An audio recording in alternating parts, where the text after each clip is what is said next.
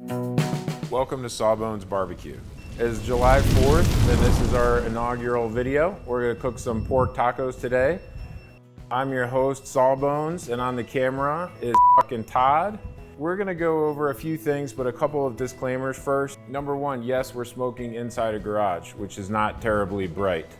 As you can see, we got an open door, we got open garage doors, we have lots of breeze coming through here.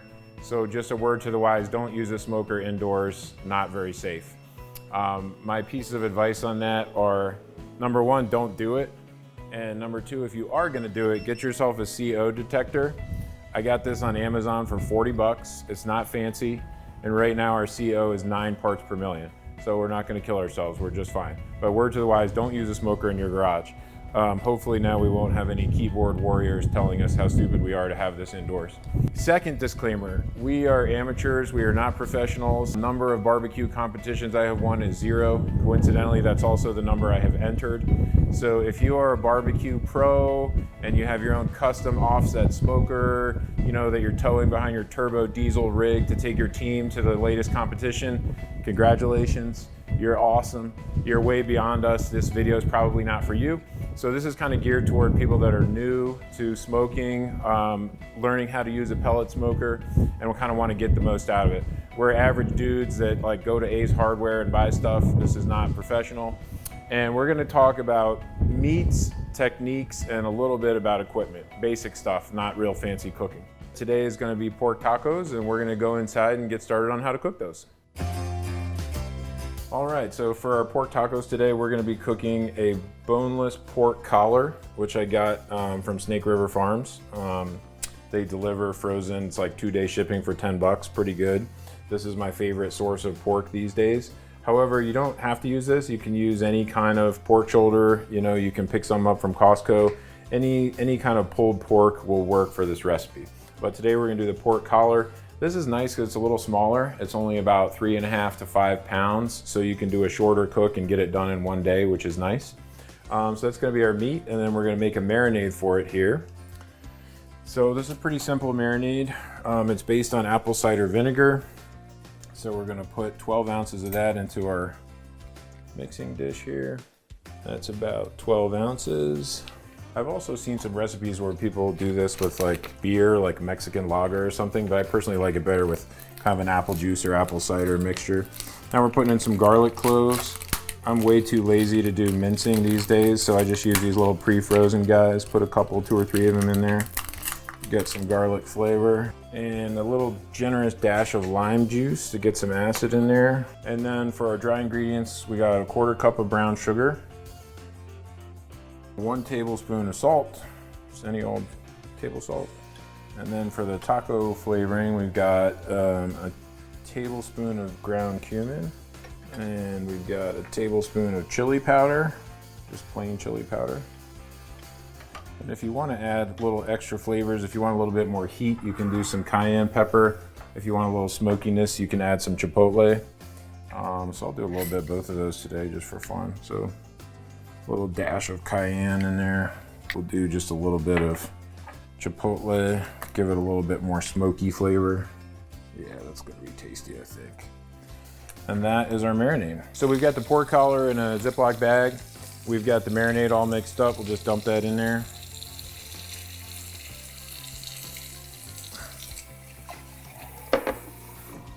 And try to get most of the air out when you seal it up so you get more liquid on the meat and don't get big air pockets in there. So I kind of just squeeze the air out.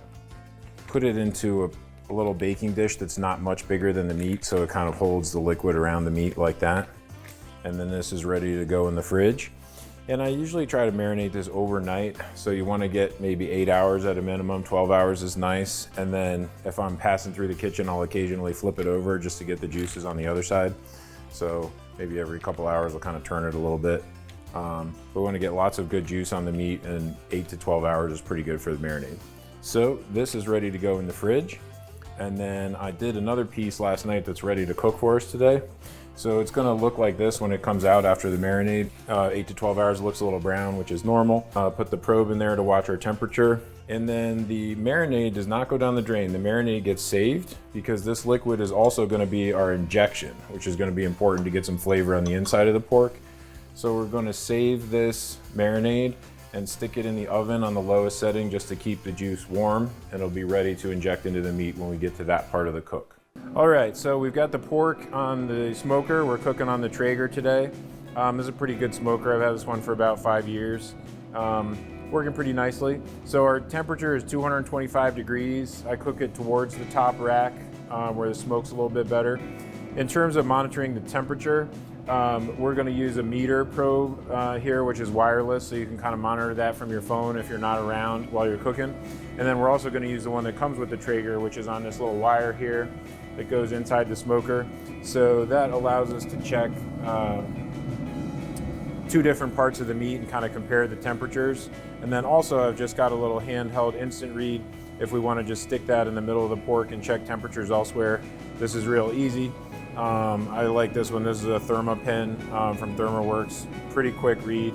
So we stick it in the meat, and we're starting with kind of room temp meat. It's at 55 degrees right now while we're starting. So we're gonna close that up and let it start smoking at 225. In our first phase, we're gonna cook it till we get into the low 160s. When you have a big cut of meat like a brisket or a pork shoulder, you're gonna hit a stall between 160 and 164 degrees where the meat is just hanging out at the same temperature and it doesn't seem to be getting any higher. And that stall, if you want to get nerdy about it, is evaporative cooling, which is a fancy way of saying the meat is sweating. So as the water comes out of the meat and evaporates, it cools down the meat, just the same way sweat on your body would evaporate and cool you down. So the meat is sweating in the low 160s, and that can be a long process. So then we're going to move to a second phase of the cook where we wrap it in a foil pouch. And we'll talk about that later when we put the meat into the foil. But for this first phase, we want it out because this is where we get the smoke flavor in there. Once the foil goes on the meat, there's no more smoke flavor. We're just cooking it. You could do it just as well in an oven as on a smoker because you're not getting any more smoke flavor. So this first phase, we want to go low and slow. Don't go above 225. So it'll be on there for enough hours to get some nice smoke on it. And we'll show that when we get to the second phase. Okay, we're back. We've been smoking for about 5 hours. The meat temp has come up to 161, so it's starting to hit that stall that we were talking about. We've been smoking at 225 the whole time. And I didn't mention before the pellets we're using. We're just using a Traeger blend, nothing special, this grocery store stuff. And on this little graph, you can kind of see how we've hit a stall here. We were rising. Now as we got to the low 160s, it kind of flattened out. And that's where the cook's gonna stop and slow down. And this is a good time to move to the second phase where we're gonna wrap in some foil to push through the stall and get it to cook a little bit faster. So I'm gonna get some gloves on so I can handle the meat while it's hot, and then we'll get ready to do our injecting. All right, so on the right is our piece that's been cooking for 5 hours. It's starting to get some nice bark on it. On the left is a piece that just went on a little while ago, so that needs a lot more cooking. So we'll take out this Traeger probe and just set that aside. And I've got kind of double gloves going on here. I have some thick cotton gloves on underneath these nitrile ones so I can handle the hot meat without burning my hands, which is convenient. And now we're gonna get it into this prep tub so we have a little bit of a space to work. And now we're gonna inject. And the injection mix is just the same marinade we used. I just saved the marinade juice and put it in a warm oven at 200 degrees and just let it sit around. So we've got this hot juice that just came out of the oven, and it's gonna cool the meat down a lot less and slow down our cook less if we start with it hot. So this came out of the oven a few minutes ago, and we're still coming in at 135 degrees. So fairly hot liquid. It'll still cool down our meat a little bit, but not so much that it should stall us out too much. So now we're gonna inject it to get some of this juice on the inside of the pork. I've got 2 injectors here. This one is from Sawbones Barbecue. This is kind of a needle style one. It's got a little ratchet on it that kind of injects a little bit at a time. This is pretty handy. And then this is a Traeger one. I kind of like this because it looks like it came off some kind of like Civil War medical set or something. Like I feel like I'm about to cut someone's leg off with a hacksaw or something. I don't know. One word to the wise: lube the little gaskets before you use these. You want to just put a little bit of cooking oil on them, whatever you like, a little spray of canola oil, and then wipe the excess. But if you get a little tiny bit of oil on that gasket, they'll just go in and out with no trouble whatsoever. If you do it with dry rubber on the plastic or on the metal, you'll pull as hard as you can. It slips out of your hand and makes a giant mess. So take a second and lube them up. They work much better. So we'll try this Traeger one. It's got a bunch of holes in it. It works pretty well. So we're going to draw up some of this liquid and do our injector. And then we'll come in and just go to different areas in the pork. And some of it's going to kind of squirt out a little bit, and that's okay. We'll get as much in there as we can. And the reason for doing it now instead of at the beginning of the cook is the meat is a lot more receptive to liquid when it's partially cooked than when it's raw and maybe cold right out of the fridge. You can't get as much juice to stay in there. And the bark that's developing on the outside here is going to help it contain some of this juice. So a bunch is leaking out the bottom of the pork, and that's okay. It's going to become kind of saturated, but we'll get as much as we can reasonably get in there, and we'll make sure we get some drizzled over the top. And then we'll put a little bit of this liquid into the foil pouch for our second phase of the cook. So I'm just kind of moving around the whole piece. Ooh, got a little squirt going there. I'm doing this in the prep tub because, as you can see, it's pretty messy. It squirts a little bit. So this is the easiest way to do it. I'm still making a bit of a mess, but this is good enough for government work. All right, so we've got this all injected. We got as much juice as we could, and you can see it's starting to kind of pour out of the meat. It's taken about as much as it can. So we're gonna take this now and get the meat into a foil pouch. I use a 3-layer thick base of heavy foil. So hopefully we won't get any holes. We don't want those juices to spill out of there. And then we want a little bit of juice in the pouch. So we'll do about 1/4 cup to 1/3 of a cup of our same marinade and injection juice that we've been using. We'll just get a little bit of that over the pork. It's got a little bit of garlic. Let's just go for the whole shebang. That looks good. A little bit of garlic left in it still. So we have a little bit of juice in the packet. Now we're gonna put a little top on it, and then it's ready to go back in. And you can kind of just make a little hole for the probe if you need to. And fit this little top piece on, and then just roll up the sides and try to keep the juice on the meat. Make a little foil boat out of it. And you don't want big excess in the corners or the juice will just flow away from the meat. So you want it relatively tight and just kind of let gravity put the juice back onto the meat there. And that one little hole for the probe doesn't really make a difference. Not much evaporates out of there. So we've got our tight little foil pouch.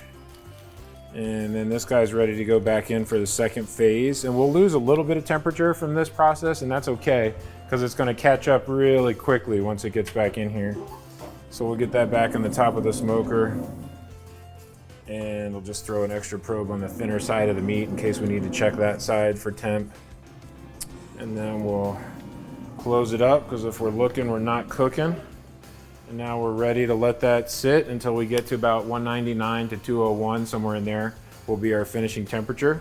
And then we'll be ready to rest it. So we're done with the second phase. We've been cooking for about 10 hours. The meat's up to 201 degrees on our main probe, and we just poked around a little bit with the hand probe and checked a few different areas, and the coldest spots are about 196, 197, and the hottest spot was about 201. So that's a pretty good range of temps to finish with. So we're gonna get ready to rest this meat for a little bit before we pull it and serve it. So what I like to do here is try to save the juices for after we pull the pork. So I just wanna make a little spout and kind of funnel them out of this foil and save them in this dish. So I can just kind of open it up a little bit. I don't want to leave it out too long to get cooled off. I just want to get these juices off the meat and into a dish where I can save them. So we're going to let all that liquid come out of the pouch. And this is the 1/4 cup of juice that we added, as well as just the rendered fat and juices from the meat itself. So this is really good stuff for after we pull the pork to make sure it does not dry out on us. That's when pork likes to get dry, is when you first pull it. So the worst thing you could do is pull it right away. It's going to evaporate a ton and dry out rapidly. So we're going to rest it, and then after we rest it, we're going to give it back a little bit of its own juices out of that dish. So I'll just wrap this pouch back up. And the way I like to rest it is in a cooler with blankets. You can use towels, whatever you have. I kind of tend to steal the airline blankets when I'm on the airplane, so I've got a stack of airline blankets here. So I put one on the bottom just to insulate the bottom of it. Get this on top of it. and then just seal that up. And now it can rest as long as you like. I think a good minimum is 30 to 45 minutes for a cut like this. But if you're done early, you could leave it in this cooler for 4 or 5 hours and it won't do it any harm. I've had ones where I come back 5 hours later to pull it and it's still over 150 degrees, just piping hot when you pull it. So minimum 30, 45 minutes, but there really is no maximum. You could keep it warm all day in this thing. So we're gonna put it to bed now and then we'll come back in a little bit and pull it. And these juices that we pulled off of the foil pouch are gonna go in the oven to stay warm. Just put it in the oven at 200 degrees or so, and then we can drizzle this over the meat right before we serve it. So we're all done. The meat's been rested for a good hour in the foil pouch, and the juices have been in the oven staying warm. So now we're ready to pull it. It looks pretty good. We've got a really nice bark on it. And most all of this is usable. I don't really do any trimming other than a little bit of a fat cap here that kind of comes off as you go, so not much to discard. And I do most of the pulling by hand and then use a knife or the bear paws if needed to kind of augment a little bit. So I just start to take it apart a little bit at a time and then come back through and go through the little individual bits. And like I said, the only thing that really needs to go is some of this kind of pure fat cap stuff is maybe not too delicious. So I take some of that off. This little stripe right here is really just straight fat, so I get rid of that. And then other than that, pretty much the entire cut just behaves like any other pork shoulder. And I find it shreds really nicely by hand. You don't really need the bear paws. And sometimes if I get a really long bit, maybe I'll take the knife, but it literally is that simple. It's pretty fall apart tender. Just get that going in there. Not gonna resist the urge to try a bit. Yeah, that was worth the wait. All right, that's excellent. So I'm gonna keep tearing it up here and getting it into our dish. And I've got 2 gloves on. I have a down layer of kind of thick cotton gloves and then a top layer with these thick nitrile gloves. So this meat was still about 170 even after resting for an hour, thanks to those blanket and cooler setup that we had. So it's pretty hot. You wouldn't want to do this without some gloves on or you would definitely burn yourself. But it's very fall apart tender. I'm really not giving it any effort. I'm just kind of helping it shred a little bit. And if you get some gnarly bits that need a little trimming, kind of do that. Sometimes if I get a long piece, I'll just grab a knife and just shorten them up a little bit so these make nice kind of taco mouthfuls. Sometimes this far end of this cut will be a little bit drier. This is the kind of leaner end and it also happens to be the thinner end. So sometimes with a pork collar, the one end will look a little bit drier. Not a big deal. That's why I save those juices. So sometimes I'll kind of put the drier stuff. It's actually not dry. It looks really good. But I'll put the drier looking stuff on one end there so I can make sure to get plenty of juice on that. So we finished the pulling. We've got all the meat shredded up. And now this juice that we've been holding in the oven from the pouch, we'll stir it up a little bit just to mix it. This is the original kind of marinade and injection mixture, then with obviously a lot of the drippings from the meat. And you can just give the meat a little bit of juice back when you're done pulling it. And this keeps it really pretty juicy when you make the tacos. And I don't necessarily need to use this entire thing. You can see we've got more than the cup in there, which would make this meat swim.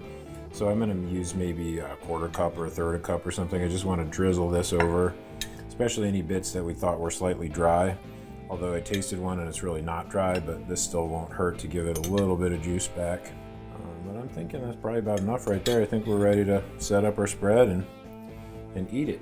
So for the fixins, my wife made us some nice corn salsa with jalapeno, which is delicious. It's nice as a side or as a topping on the tacos.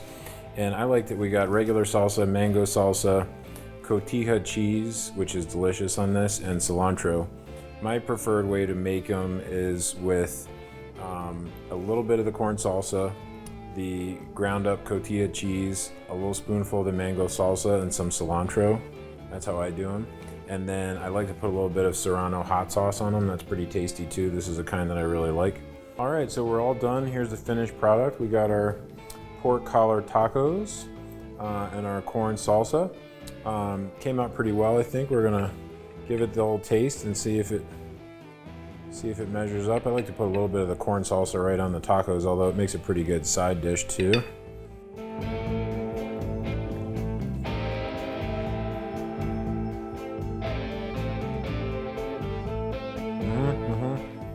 That's good. A tasty little 4th of July feast. Thank you for watching. That's our inaugural video for Sawbones Barbecue, and we're hoping to bring you more, so stay tuned, and we'll have more good barbecue videos coming your way.